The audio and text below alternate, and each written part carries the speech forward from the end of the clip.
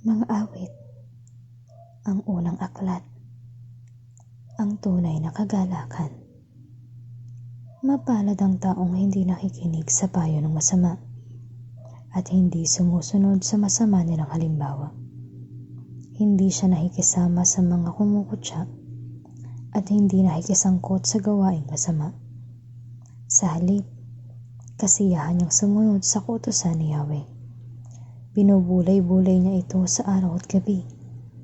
Katulad niya ay punong kahoy sa tabi ng isang batisan. Laging sariwa ang dahon at namumunga sa takdang panahon. Ano man ang kanyang gawin, siya ay nagtatagumpay. Hindi gayon ang sino mang gumagawa ng masama. Ito ay tulad ng ipa. Hangin ang siyang nagtatangay. Sa araw ng paghuhukom, parusa niya ay nakalaan. Siya'y ihihiwalay sa grupo ng mga banal. Sa taong matuwid, si Yahweh ang pumapatnubay.